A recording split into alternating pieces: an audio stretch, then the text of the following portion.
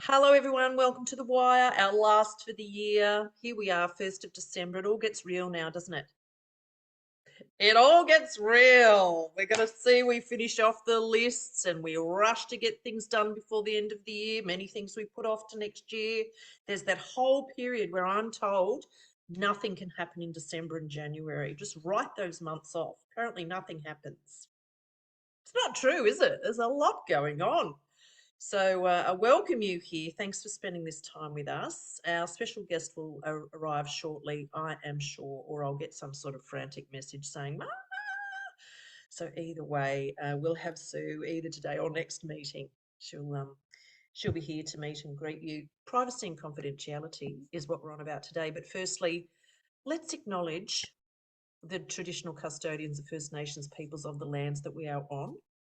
And I like to do that by popping it into the chat. I'm on beautiful Biripi country today. Many of you will have been to Biripi country. I am in Port Macquarie, mid-north coast, New South Wales, and I want to acknowledge the traditional custodians here. I want to acknowledge their deep connection to the land and waters and the diversity of Aboriginal culture right across Australia. So wherever you're joining from, please feel free to pop that acknowledgement into the chat. Thank you very much. It's a great way to start, isn't it? I also want to acknowledge all of you and your endurance, your resilience, and everything you're doing to look after the people most in need during, a continuing challenging time. Also recognising too all the workforce challenges. As we get around, we're noticing really high turnover, not so much in numbers but impact, and people in senior positions and many long-serving staff also making a change, which is impacting greatly on many of your services, I'm aware, because as we work with people over a long period of time preparing for service excellence, we're noticing a change in some of those key positions. So we certainly want to recognise the impact of that on your service continuity and, feeling strong in general. Right, so hang in there, hang in there. Thank you very much. Oh, Leanne, see, that's one I have not seen for a very long time. I wouldn't even want to guess how to say it, but you might know, my dear girl, and you might be able to tell us how that's pronounced. I'm always learning. Happy to hear. I am going to go and be educated after this meeting. I'm not going to try and wing it. But our local worker here in Glen has great knowledge. So good. Well, I expect you to come back with that. There we go. That will be wonderful if we know next time how to pronounce that one. That would be fantastic. All righty. All righty. Also recognising the people who are watching the recording. I know they do because when they watch it, they often email me and they say, oh, I really enjoyed that session.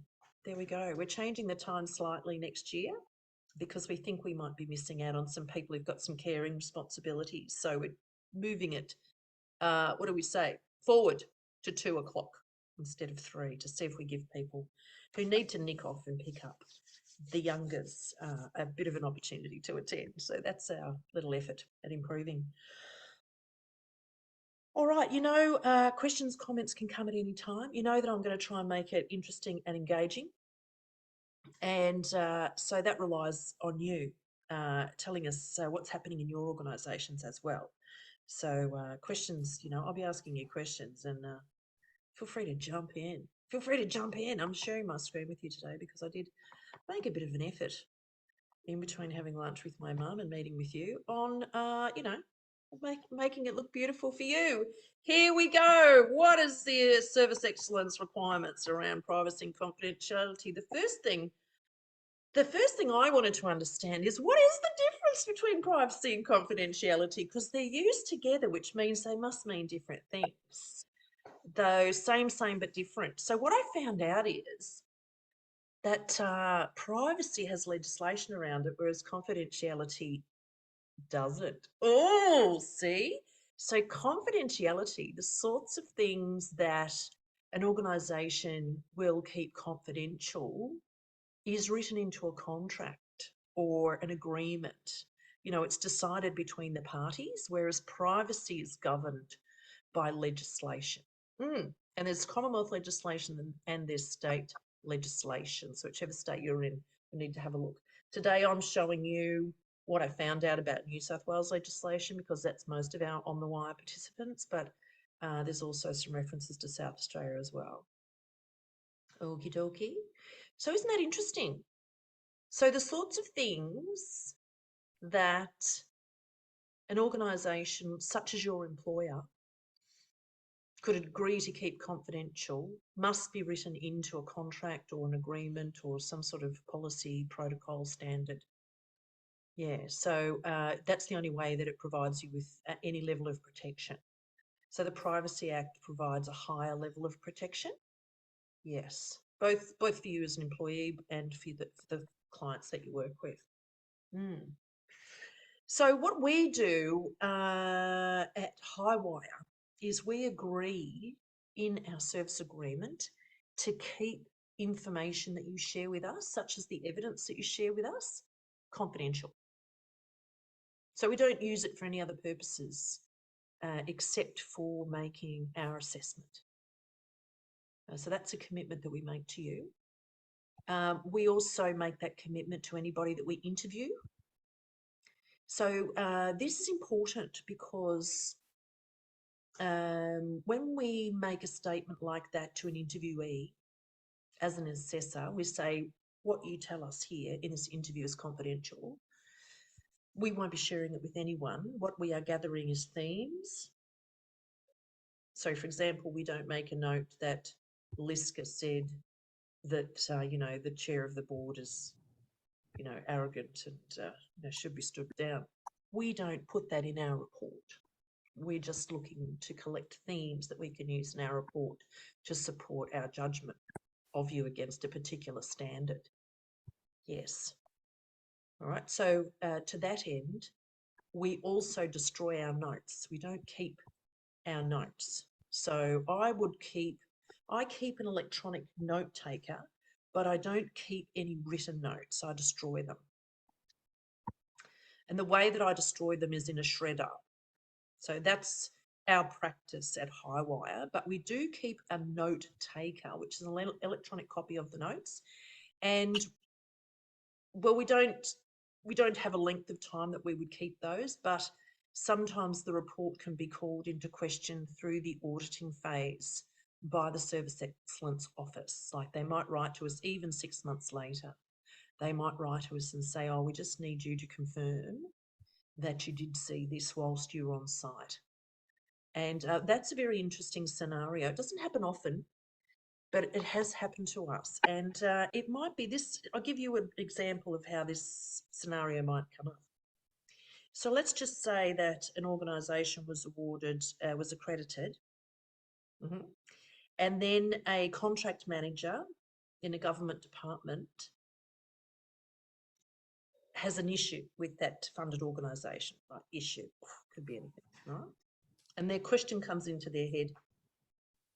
I wonder if this would have been picked up at accreditation. This should have been picked up at accreditation. Can you see that?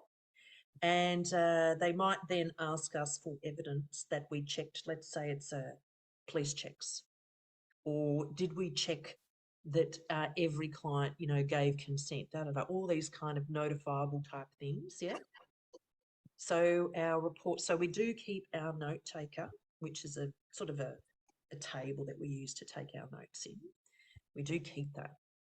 And my guide for my team is we should keep that for 3 years because I just feel like I don't want to be caught out by having to sort of remember something. I'd really rather have a note of it. So we keep our audit trail. That's all the things that we look at. And we keep not notes of everything everyone said, but certainly notes of strengths and areas for improvement and any gaps. So I just wanted to let you know that that's our general approach when it comes to caring for the information that's shared with us through the process. You may have some more questions about that, but that's those are our general rules, and you'll find those written into our service agreement around the sort of integrity and confidentiality. So even if that government department said we want to see the evidence that they gave you for X, we would not share it without asking you. We would say, you need to contact the organisation. Okay. So we would never, ever share your documentary evidence with anyone outside the assessment process. Never. I wanted you to know that, because you do trust us with a lot of your information, and a lot of it could be considered sensitive, even if many of you do redact your information. I still think we have a great responsibility to you. So that's that. Many organisations get us to sign a confidentiality agreement when we arrive on site, and many organisations get us to sign their code of conduct, which might have that in it. So that's how we roll, and we would always ask, do you want us to sign anything before we get started? Okay, so that's our part of it. That's our part of it. So we make an agreement with you in our service agreement to keep your information confidential. Now, when it comes to you and how you work with your clients, it's quite a lot of requirements on you just to even get through service excellence, regardless of the standards you want to set for service for the people that you serve. So I'm very, very interested in what you have, right? So why don't you use the information that I'm sharing today as a bit of a checklist, okay? And before we leave today, we're going to systemize it. If any of you have worked with me before, you know what that looks like. We're going to dice and slice it, and we're going to make it look like a system, because privacy and confidentiality is many moving parts. So we want to have a pretty well-functioning system around all that, don't we? Yes. So we'll do that before we leave each other today. We'll systemize it. If there's anything happening in the chat, don't worry, I will regularly check it. Thank you, everyone, for doing that. Okay. Next. I'm going to whip through this pretty fast, but you do know that you get a copy of this PowerPoint Prezzo, and you get lots of resources that we load up into our website special portal for you. So nationally, in the Service Excellence Standards, you'll see reference to the APP. Yeah, you know me, the APP, the Australian Privacy Principles. So we defer in the Service Excellence Framework to the national legislation, the Commonwealth legislation, all right? Even though in each of your states you will have your own, I'm going to show you in a moment the New South Wales one. So these privacy principles govern the standards, rights and obligations around those 4 things there. And I've got a little video clip. Do you like that? You like to watch a little video clip? 3 minutes, right? This is Australian Privacy Principles in a nutshell. Let's see if technology is working for us. Oh, yeah. There's an ad first, of course. Skipperoo. I can't say anything, just letting you know. Don't worry. I will fix that up for you. Thanks for letting me know. I love it when people help me out like that. Love it. So I've got to do this first, that's why. There we go. No, there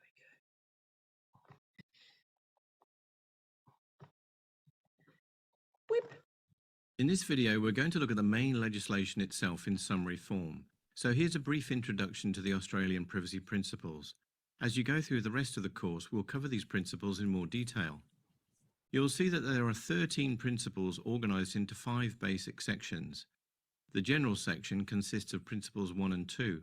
Principle 1 spells out the need for transparency in all dealings connected to data privacy. This is a general rule which must be applied to all the other principles, and amongst other things, this principle contains a list of items which need to be covered in a privacy policy. This will be covered in more detail in Module 9.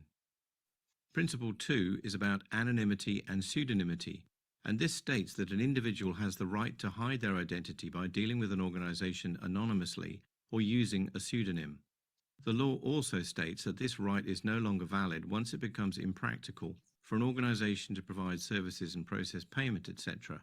We'll not be devoting any more time to this principle in the course. The next 3 principles are all about data collection, and these are very important, so we'll be examining these in more detail throughout the course. You'll see that the principles make a distinction between solicited and unsolicited data collection. Solicited is any personal information intentionally gathered by an entity from an individual, either directly, such as during a phone call or when they filled in a form online, or indirectly, such as obtaining data from a list provider. Unsolicited therefore means personal information received without the organisation actively seeking it. Some examples of this and how to manage it are provided in Module 2. Principle 5, Collection Notification, states that there are certain matters that an organisation needs to tell an individual when they gather their data, such as what they intend to do with the data and who they might share it with.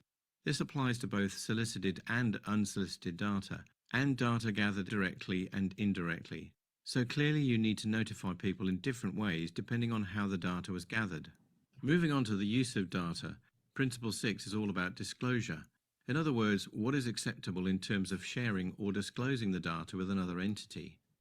Principle 7 is specifically about direct marketing, although it's important to recognise that most of the other principles are relevant to direct marketing practices as well, not just Principle 7. Principle 8 provides guidelines for moving data across national boundaries to safeguard individuals' privacy in a foreign jurisdiction. And Principle 9 covers some rules which apply particularly to government identifiers, which include information such as tax file numbers, passport numbers, and driver's licenses. The next section, Data Integrity, covers two principles: the need to maintain the accuracy and security of individuals' data. The last two principles are access and correction. Put simply, these two principles require an organisation to firstly give a person access to the data they hold about them if requested, and secondly to correct their data if the individual requests it. We'll look at these two topics again in the context of data integrity.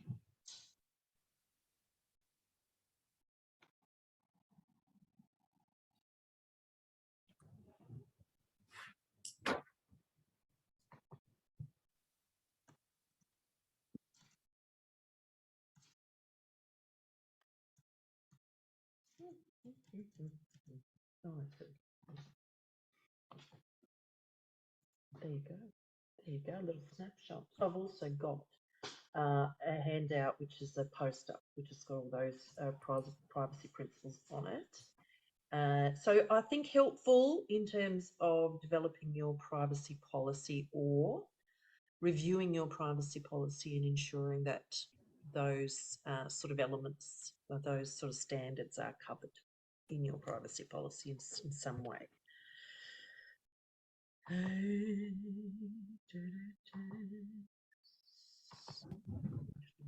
There's the poster. Sorry, that's ugly.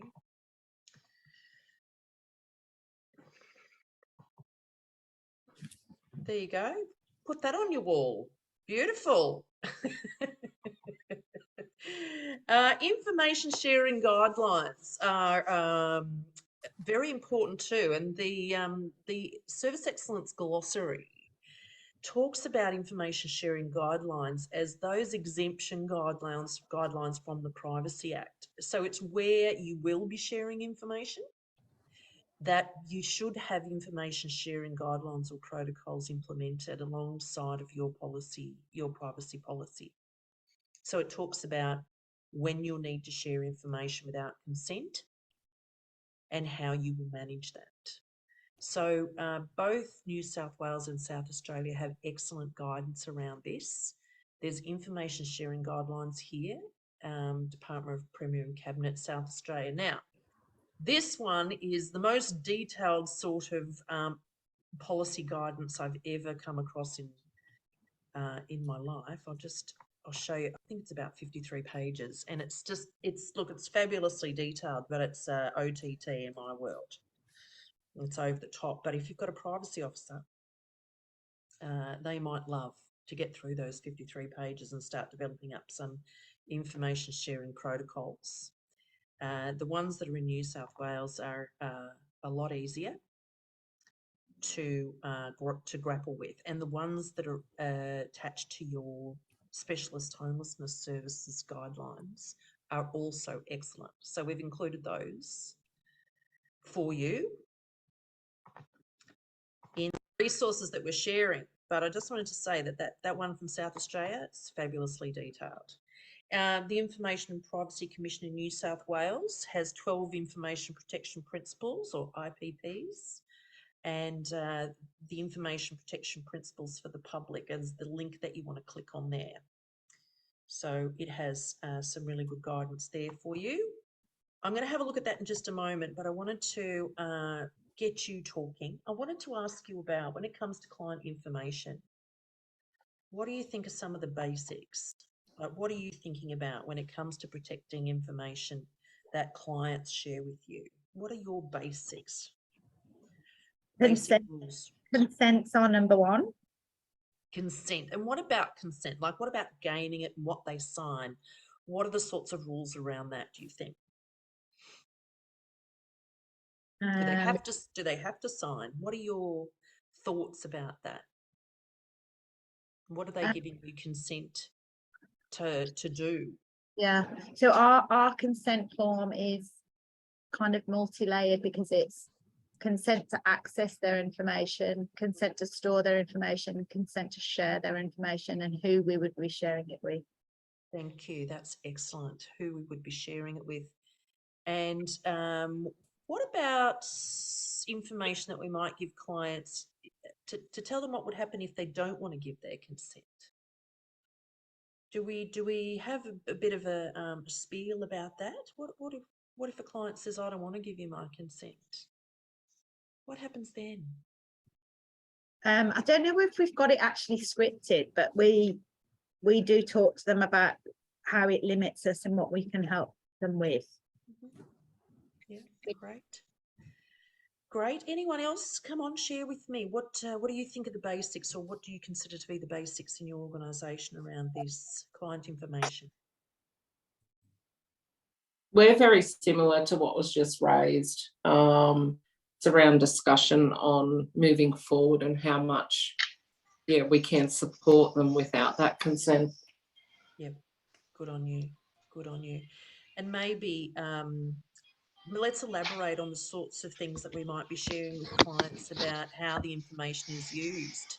What about when it comes to sharing data about their service with the government? What do you tell them there? We have a we have like an example printout of what their data actually looks like in the system. Wow. So that's provided to them to show them that it's not their actual name and address and date of birth. It's just kind of like a sequence of numbers and letters that comes up on the screen. Great. But it means something to our reporting bodies.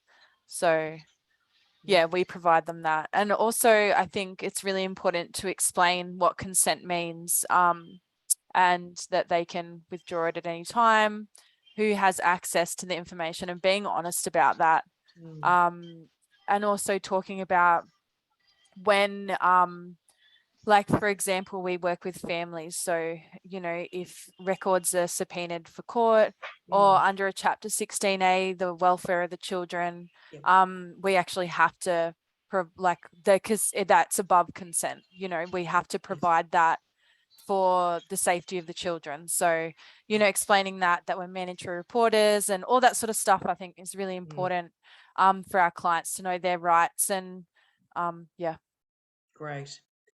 Yes, that's what we mean about that information sharing protocol, is that you must have some guidance written down about where you will be, where an exclusion to the Privacy Act applies, and being very clear about giving examples. I love, Hannah, that you're giving examples to people about, so for example, if this happens, we would have to do that, or for example, this is what your data looks like when we press send, Oh, that's excellent. What other good practice around this people want to share?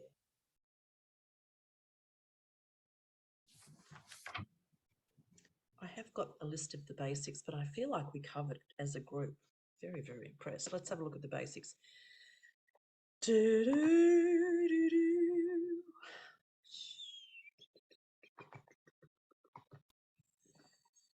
Basics, and you'll see how nicely this sort of lines up with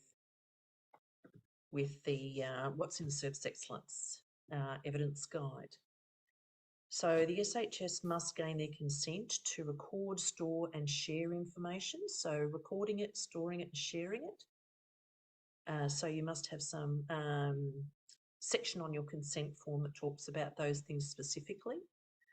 And there is, helpfully so, in the SHS guidelines, there is a client consent form, a sample that you can use that meets these requirements. If client is unable to sign but has indicated their consent by another means, a witness should sign to confirm consent. So you can be a witness.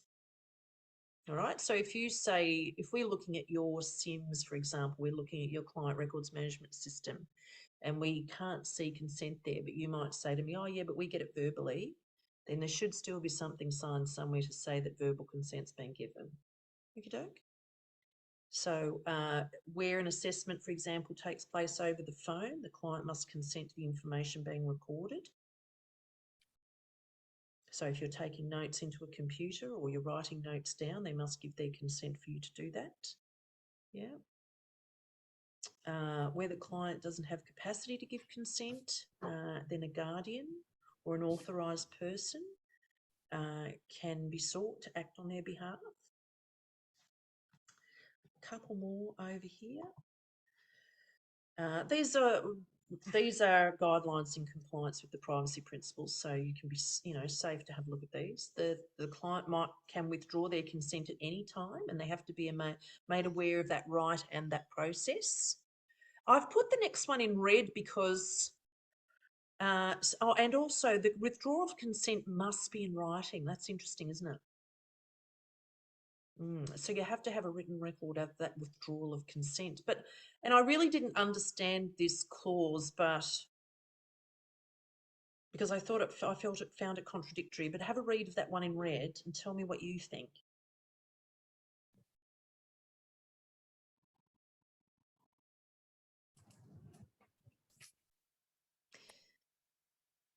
Because I feel if a client's withdrawing consent, their expectation could be that you'd be stopping, you wouldn't be using their information anymore. I agree. I think that that is wrong, that statement. I feel Sorry. like it might even be a typo. So I think I'm going to send it off to Lauren at Homelessness New South Wales and just ask her to check it. Because I was reading it thinking, hang on, that doesn't seem like a protection. Well, hang on, it says disclose information for purposes that were notified. So for reporting, you would have to retain clients' data for reporting purposes. So perhaps that's what it's very wordy and unclear, but perhaps it just means just information that's required for reporting and nothing further. Yes, So well, de-identified data. Yeah, I like the way you said that. That sounds perfect to me. Like de-identified data, you could think could be continued to be used, but if a person's withdrawing their consent and you think of the reasons around that, you wouldn't think you'd be able to continue to use it for all purposes, would you? I'm going to get some clarification on that one anyway.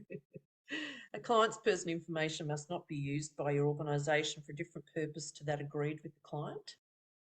Yeah, so you would need to go back and get another consent for information for a different purpose. And yeah, so they're the basics around keeping your client information. And what I want to say is when we're having a look through SIMS with you, one of the things on our checklist definitely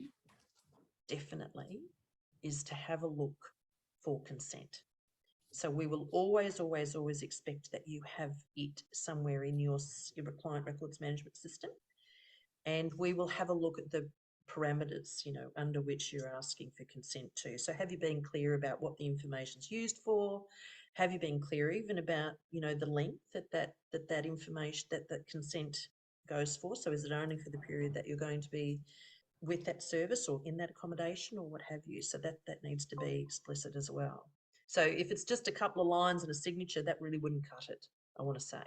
So I suggest everybody has a look at that consent form, that's the sample in the SHS guidelines as a helpful source. So you'll be getting access to that, but you could even look that up now. I'm sure you've got those guidelines handy. Can I ask a question? Just regarding the consent form. So at the moment we have 3 consent forms, because we've got the SHS consent form, we've got a combined consent form for because we're subcontractors of Mission Australia, so we have a combined, and then we have another consent form. Can I create a whole new consent form, just like merging all those into one? Yes, you can do whatever you like as long as it complies with those privacy principles. Okay, all right, cool. Yeah. I just wanted to confirm. So Hannah, I would say have a look at the one that's in the SHS guidelines, because actually I might pop those in the chat for you now if you want to have a I look. think if it's the standard SHS consent form, that's the one we're using as well, but we have to have another one. So I wanted to kind of copy and paste the information out of that, plus add the other information. Yeah. Well, I think with all documents that you put in front of a client, they have to be, you know, user-friendly, in plain English, accessible language, you know, just as long as you can do that by consolidating them, I think that would be great. Yeah. Because clients always do, you know, comment to us and probably to you as well about the number of forms. Yes. So I'm trying to consolidate. Because Yeah. you need 3 consent forms doesn't mean the client sort of, you know, wants to. Yeah. That's right. Yeah, and look, you can even to make it easier for your clients, you can ask them for verbal consent as long as you initial as the witness that it was given. All right. Yeah. So I mean, we get hooked up on paperwork because we're trying to protect ourselves at the end of the day too, like from any kind of they're going to get me. So you know, when we're looking at SIMs, if we see that you have signed to say that you gained verbal consent, it's fine. Remember though, if people withdraw consent, it has to be in writing. So that's what I'm reading from the legislation, is that's what has to be in writing. Okay. We want to see that you've given people lots of information about their right to privacy, but we're going to cover that in just a minute when we have a look at the service excellence requirements around privacy. But yeah. I just want to add in there, one of the things that we did as well, particularly when it was during the pandemic and lockdown, and we had to work a lot more remotely, so the whole paper pen signature old school didn't quite work in that way, and there was obviously more verbal consents, where we put together a little script and actually sent that to them by text message, and actually got them to respond to that as a kind of further verification and validation for us around giving consent around that, only because everybody was giving verbal, and we just thought, yeah, you know, there might be someone like Marie that comes along and says, look, everything's verbal, how can we verify that? And so we just drafted a very short script. So that's something that we sometimes use with our outreach clients as well, if we're not able to kind of see them face to face. That is great. That's really good. I mean, this is your opportunity to work with clients in a way that says, we're not doing this because, you know, there's a heap of must-do boxes that we're going to tick and Marie wants to tick when she comes. We're doing this to sort of educate you about your rights and how to fully exercise them, isn't it? You know, this is the client-centered approach that you take. Yeah, that's fantastic. I love that you're sharing all this good practice with us. Thank you very much. I noticed that my friend Sue has arrived here. Everybody, give Sue the wave there. Sue Sansom, I'll get you to introduce yourself if you feel comfortable to do that. I knew that there'd be a little thing about time difference. Didn't I say that, team? Don't worry. It's wonderful that you're here, Sue, and this group of people get to meet you. So please say hi in any way that you would like. Well, hello. Hello, everyone. I can see a few of your faces, but not everybody's faces. But I would like to. Yes, I've been managing the program for a while, and I've been doing this service excellence. Oh God, it's probably getting close to 20 years. So I've seen and I've come across some interesting and some great stories and some not so great, but it's always an interesting space, and I just love the energy of connecting with community, and you're out there, you're doing the hard yards with the clients and your participants. So I just love hearing your stories. So I just, yeah, I'm just glad to be here today. Thank you so much, Sue, for being here with us. And please, everyone, if there's any burning questions for the person who is heading up service excellence, if there's anything that's sort of, you know, not clear for you, or you want to know anything about what happens behind the scenes there, I'm sure that Sue would be happy to answer those questions for you. So bring it. So we're rocking on through a little sort of discussion around the privacy and confidentiality, and we're about to take a dive into the evidence guide to have a look at where those references are, because there are many.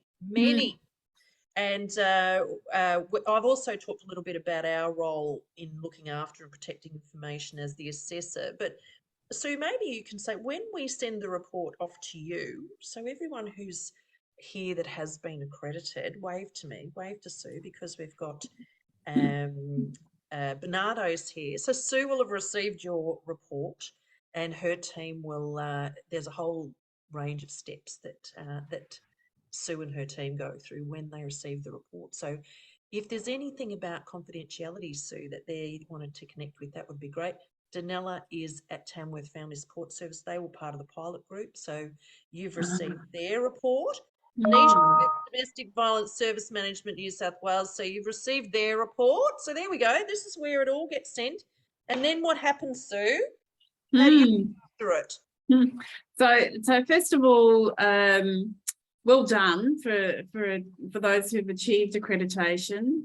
The reports come to us, and then we do a little bit of a quality assurance component to it, just checking off that the responses are there, that the detail is there, that it kind of aligns to what we're expecting in terms of those requirements, that there was sufficient evidence to show that.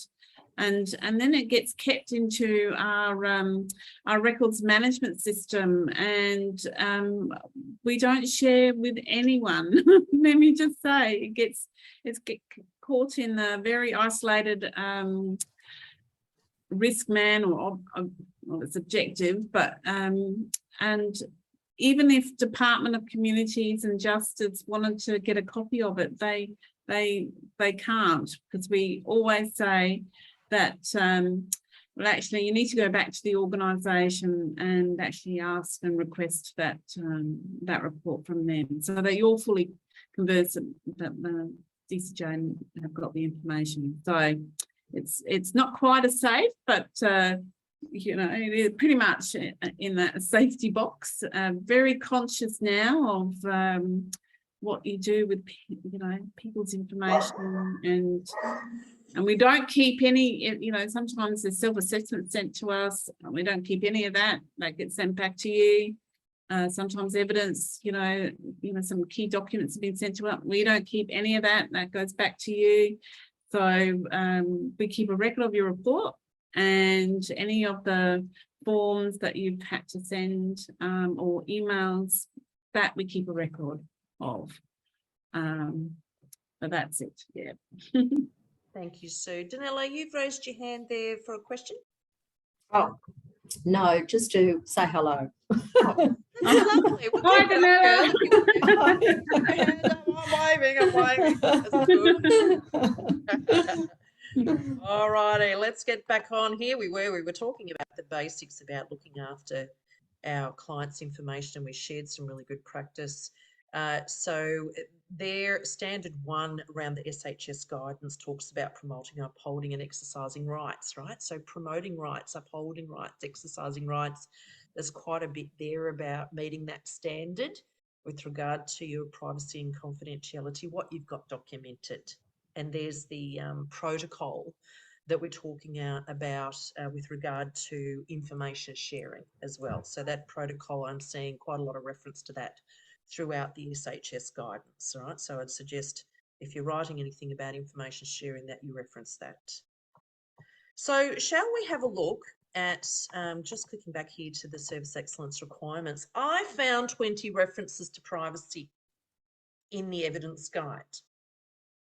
And I want to draw your attention to three of the big ones. So just in case you don't have your evidence guide handy, which I know most of you don't keep it on the desk. I'm popping it into the chat for you now, and I've highlighted those references that I found. All right, so just give me a moment to click through and locate that for you. Where did I put it? I know.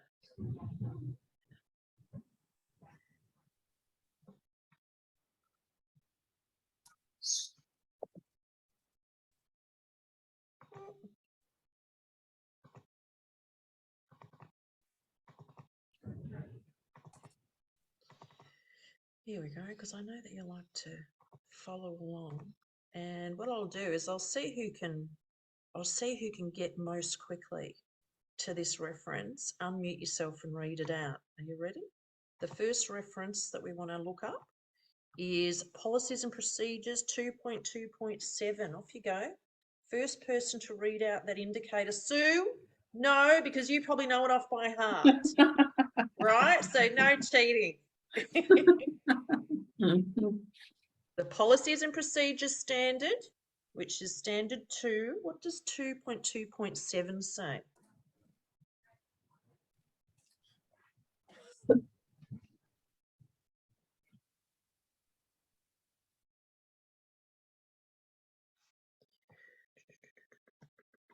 Ooh.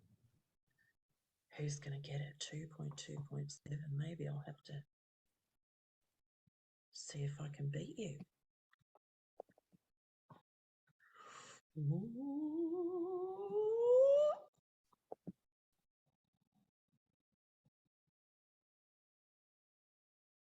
Here we go.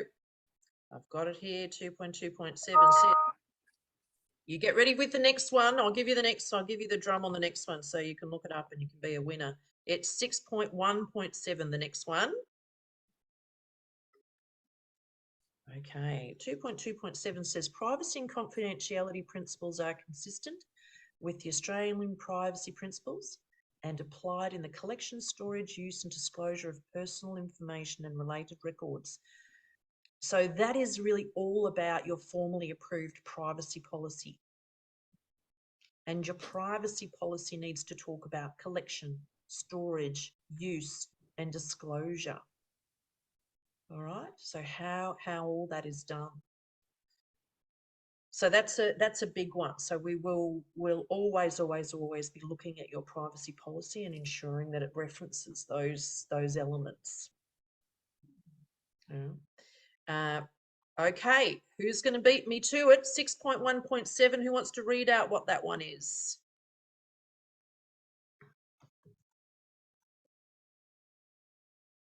Come on, get yourself on TV. 6. Go, Taz. Taz, off we go. I've got it up in the portal, so it's the question, right? It says, are appropriate information sharing protocols promoted and practiced? Perfect. Whoa, she went to the portal. Look at that. I was excited. No, and you went there quickly as well. Well done to you. Yes, information sharing protocols, right? I've talked about it. Talked about how important that is as an addendum, if you like, as a guide to that exemption to the Privacy Act, where you will be sharing information, and so making sure that that's very clearly documented. And if you have ever had to disclose information, that you have a record of that. That's very important. In both of the protocols in South Australia and in New South Wales that I read, the guidance said that there must be a record of that. If anybody wants to make any other statement about that, but we'll be looking for your information sharing protocol or guideline or part of your privacy policy, wherever you want to have it. It doesn't matter to us, but it must be there. All right, those examples of when you will be sharing information, such as the ones Hannah shared before, you know, like a notifiable issue, where your mandatory reporting responsibilities kick in.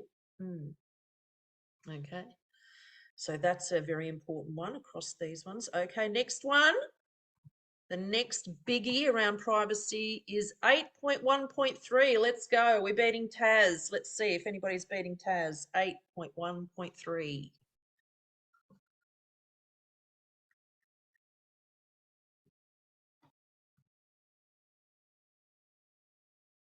It's around consumer, community, public advocates and carers have access to information, including eligibility criteria, service availability, service design, any risks associated with service, privacy and confidentiality, rights and responsibilities, waiting lists, fees and charges, service standards, evidence-based guidelines, quality of performance of the service and raising awareness.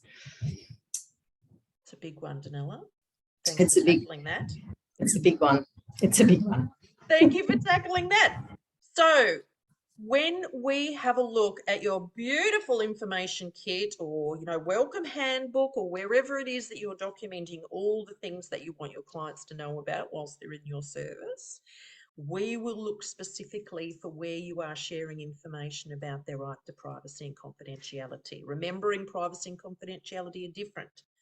So if you're going to provide them with an opportunity for things to be confidential, then put that in there as well.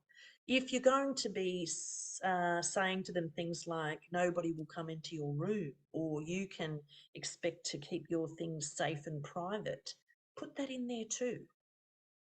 Okay, so all the information about what people can expect about confidentiality and privacy, all right, both under the Act, but also additionally, the additional things that you provide around confidentiality.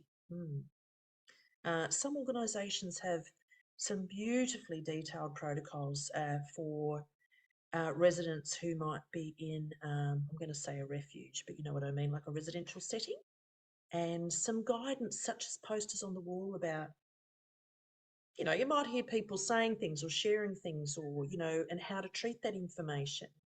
So there's education for people who might be privy to hearing things or people sharing things that then shouldn't be shared with others, you know, just those sorts of protocols, I suppose they are, aren't they?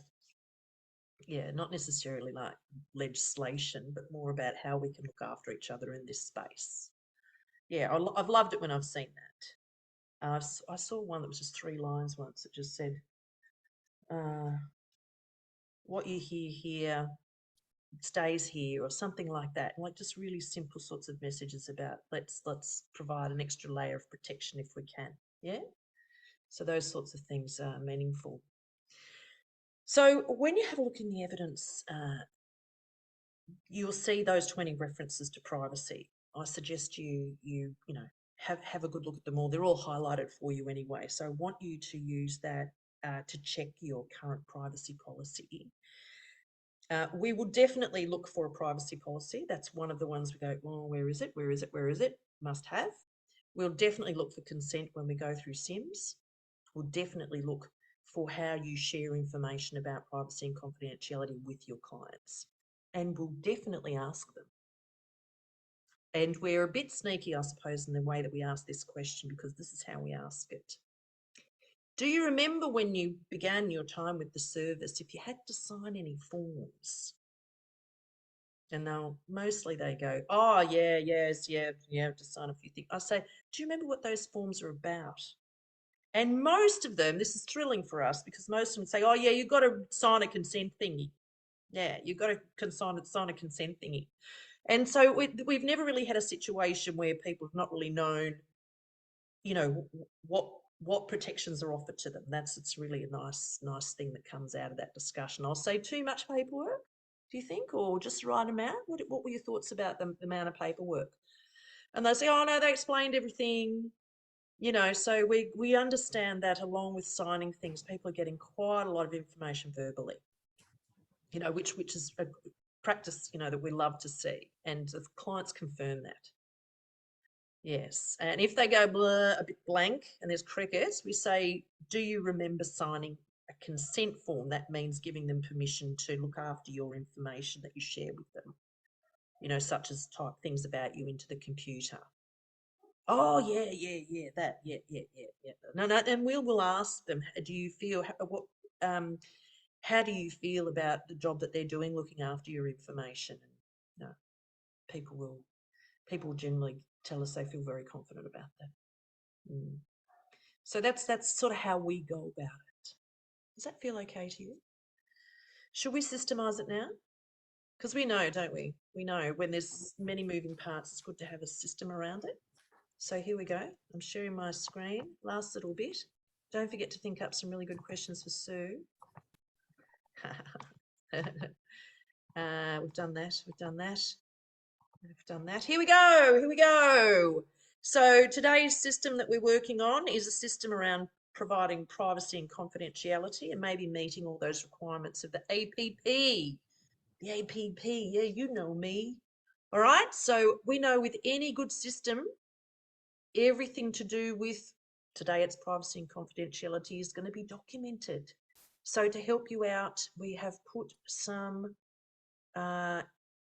samples that we shamelessly stole from BNG because we're allowed to, and we've put those samples into the resources for you. So if you're still to document your privacy policy, which I doubt, but if you wanted to use theirs as an example, you can have a look at that sample there. But please, please, please, everything that happens to protect the privacy and confidentiality of your clients and anyone else that you work with must be written down.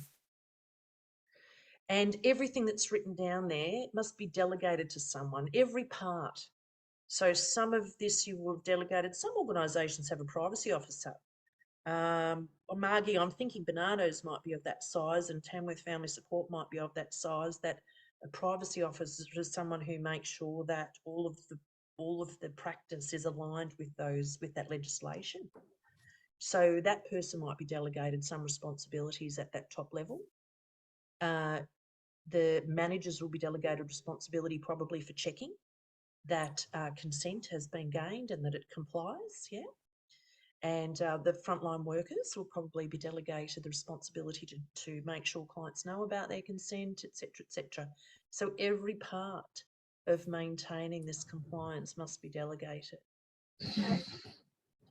Everything that happens to do with privacy and confidentiality must be communicated in a way that people can know and understand. So we are communicating both to our clients, both to our staff, and even to contractors like Highwire that would come in. So how do we communicate that? We might have a welcome book, we might have a checklist, we might have a poster, we might have induction where we communicate all these rules. You know, we might have training where we reinforce those sorts of practices, right? We might have a job description where we communicate the role that people have around legislation, for example. And everything that happens to do with privacy and confidentiality that's documented in that beautiful policy and procedure must be implemented in practice. And we often see, as you know, we often see policies and procedures out of step with practice and vice versa. Alrighty, so there's a pretty important connection between documented and implemented, okay? Everything that happens should be written down. Everything that's written down should happen. Whoa, yes, thank you for that. And any well-functioning system, as we all know, is going to be regularly evaluated. And this means, what this means is we're having a look at our system for looking after policy and procedures, looking after privacy and confidentiality, sorry, and we're seeing, is it strong or is it weak? Now, what sorts of things will we see if we've got a very strong system for looking after privacy and confidentiality? Well, we'll see that, you know, every client record has consent attached to it. We'll be getting good feedback maybe about whether our clients understand their rights fully. You know, we might have that as a question on our survey. All right. So what's the evidence you might have that your system for looking after privacy and confidentiality is weak? All right. You will find the evidence if you're looking for it. Okay. I work, as you know, I work with lots and lots of First Nations organisations, and I know, because I go back to communities regularly and I meet people in communities and they'll say, I won't go to that clinic. Nope, I don't want them all knowing my business and telling my business to other people. And so people have said no, because that is not a safe clinic. You see that? So they decide to go to is this the right word? I'm going to say non-Aboriginal clinic. I'm not going to say mainstream because I think that's not the word, but you know what I mean? They don't want to go to that clinic there because they just don't trust that their information is secure. That's a bit sad, isn't it? So that's the sort of, level that I might see that their system is not working. I see that on that level, on a community level. So you're looking for that evidence of your well-functioning system, or you're looking for evidence of where your system might be weak, you'll find it. You'll find it. And then you can go about continuously improving that system and making it stronger. All right, so how's our documentation? How's our delegations? Have we got that right? Do we communicate this well enough to people? Have we made sure that we've implemented everything that's in our procedure? There we go. And legislation changes. As recent as on my birthday, in New South Wales, there was a change to the privacy legislation around the reporting of data breaches is mandatory, right? So if you don't have people who are keeping up with the changes to legislation, you could miss it. All righty. So now you've got to have written into your policy, as we know as assessors. Now we know you have to have written into your policy now that you have a process for notifying. There's a few different government departments that you have to notify, including your funder, of any data breach. Okie dokie. So handball that one over to your privacy officer if you're lucky enough to have one. I know I've got some little services joining me as well, and they're laughing. They're saying, "Privacy officer? Oh, I'm lucky if I can get a caseworker to turn up." Yeah, I know. Don't hate me. Oh, Nisha, thank you for joining us. Thanks for saying goodbye to you. That's very kind of you. We are nearly there. All that remains is if you have any burning questions for the lovely Sue, or if you have any ideas for topics for our first 6 months of On the Wire next year, love to hear it. I'll just want to go back to how you store information, because the changes to the Privacy Act, there was a really good little 10-point questionnaire that came round with all of that, and it really stepped out some of those things that actually, before you even have a breach, what are the steps that we should be taking to make sure that we're keeping confidential information, our client information, and our own corporate knowledge information safe? And I can send you what those 10 key questions are. But in essence, it was sometimes we give permissions, or we're not even aware that people have permissions to certain data. And, to actually do a bit of an audit trail, a bit of a review of who's got access to what, should they have access to that? Could it be, we changed the delegations for that particular, so you start drilling it down and you can map it out, who's got what access to. Yeah. And then things around having to communicate back to your stakeholders that you've actually had a data breach. Now, I know one organisation that, and that, we all know about Medibank rather, but it was a community organisation that was recently breached, and not all their stakeholders were informed. And so if you knew that your information was now into the dark web, you'd probably do some things, you do some mechanisms to protect yourself. You'd change your passwords, or you go, actually, what do you have on record at that premises? But we only got, word of mouth that this had happened. And yeah, so now they've had to go and do a whole letter to all of their clients to let them know that this has happened. These are and it's a responsibility of the organisation to actually step out the process that you took to address that breach.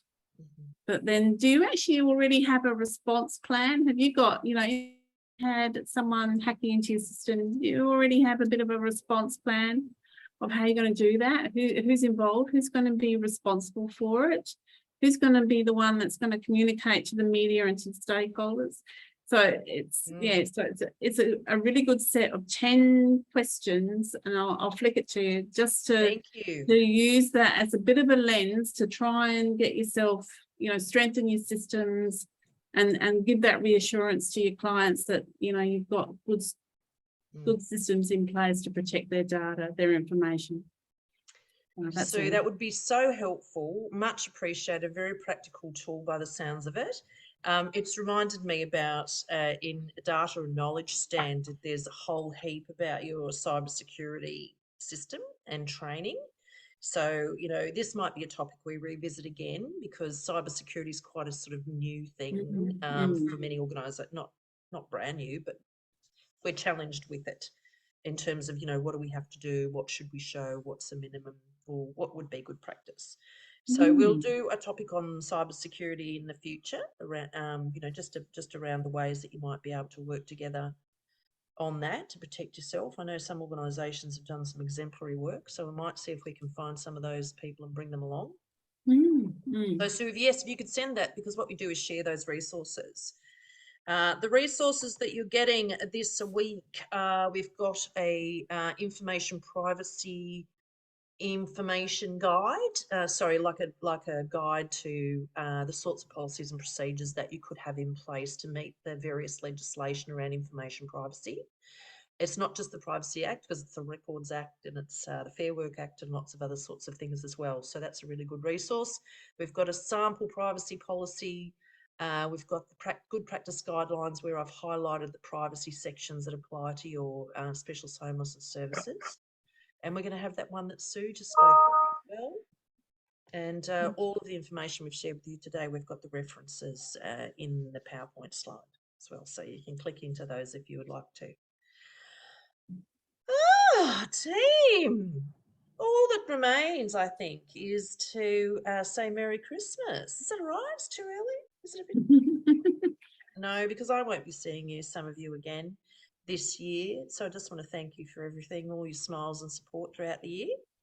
And particularly thank you to Sue, as somebody who heads up Service Excellence, which is a big part of Highwire's working life. I have to just say that her and her team are exceptional to work with. It's really very friendly, collegiate, and very professional, and lots of support we get as assessors to do our best work with you, your services. So I want to just say thank you, Sue, while I've got you here. Thank you, Marie. And yes, all that remains is a wave and say goodbye and stop recording. So if you want to chat to me after the record button goes off, please hang. I'll be happy to chat with you off air. See you. Thanks.